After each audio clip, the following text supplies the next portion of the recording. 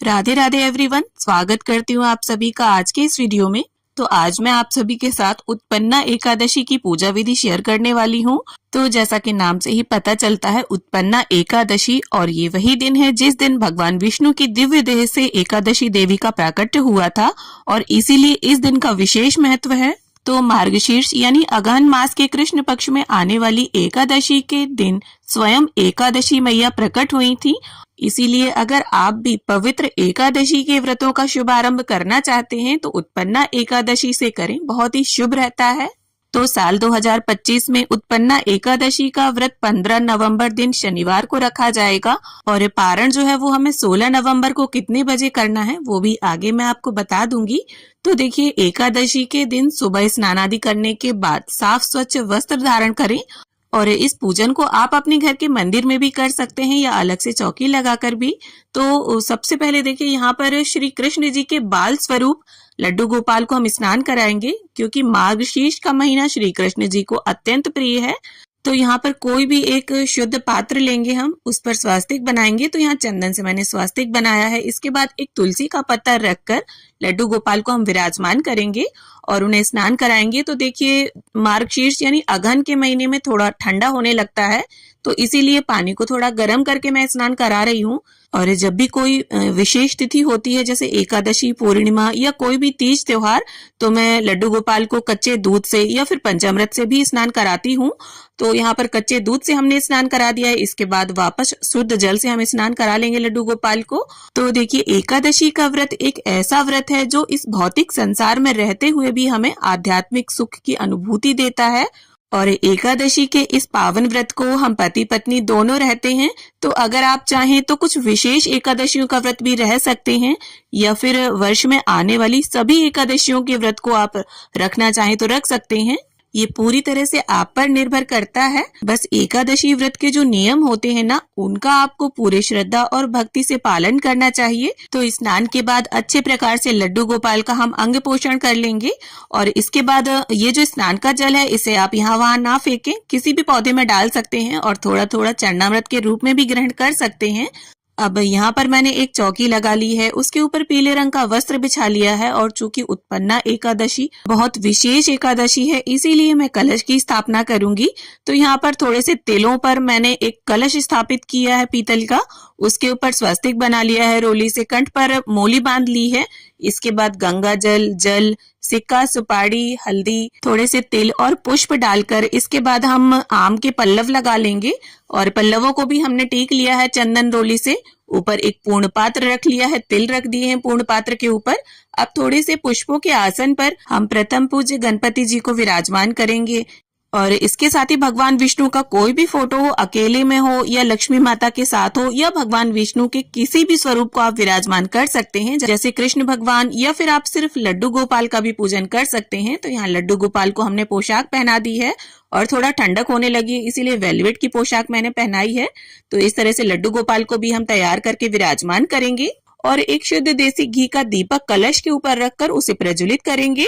इसके बाद अपनी पूजा को शुरू करेंगे।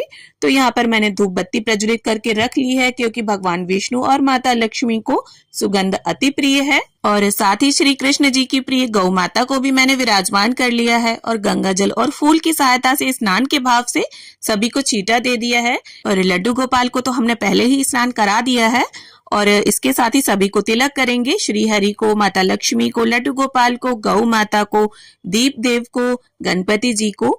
और देखिए, वैसे किसी भी व्रत का आप शुभारंभ करें तो शुक्ल पक्ष से हमें करना चाहिए, परंतु ये जो एकादशी है ये कृष्ण पक्ष में आती है और इस एकादशी यानी उत्पन्ना एकादशी से आप एकादशी के व्रतों का शुभारंभ निसंकोच कर सकते हैं।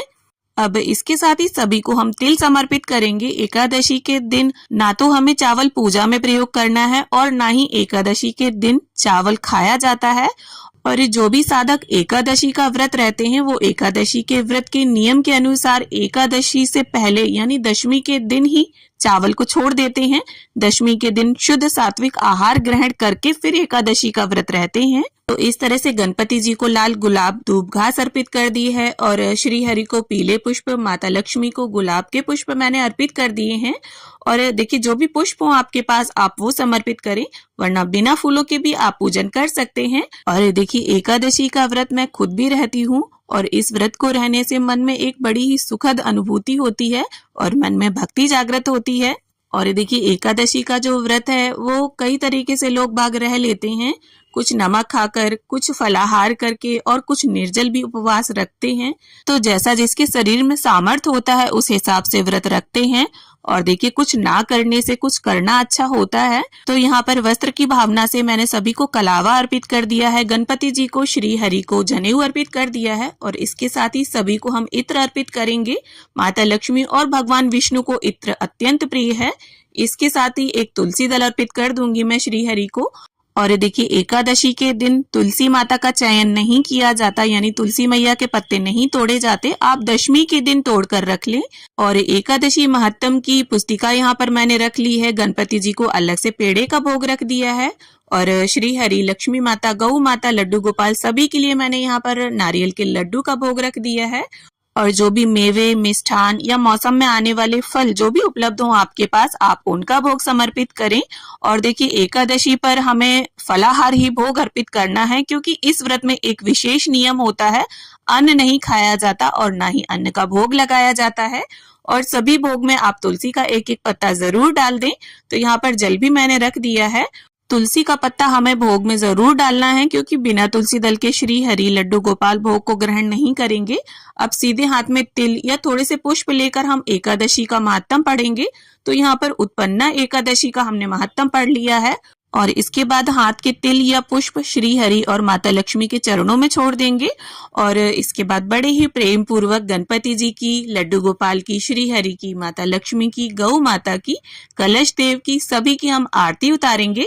इसके साथ ही देखिए पारण का समय भी आप जान लीजिए, क्योंकि एकादशी के व्रत में पारण का विशेष महत्व होता है। पारण के बाद ही व्रत पूर्ण माना जाता है।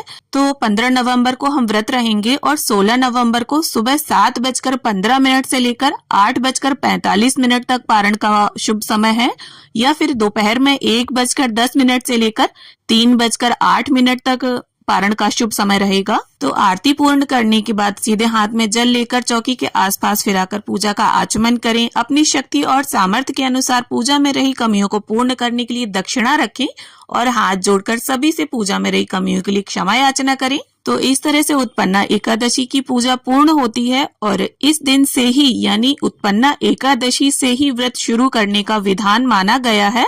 तो उम्मीद है वीडियो आप सभी को पसंद आए। वीडियो अच्छी लगे तो इसे लाइक, शेयर और चैनल को सब्सक्राइब करें।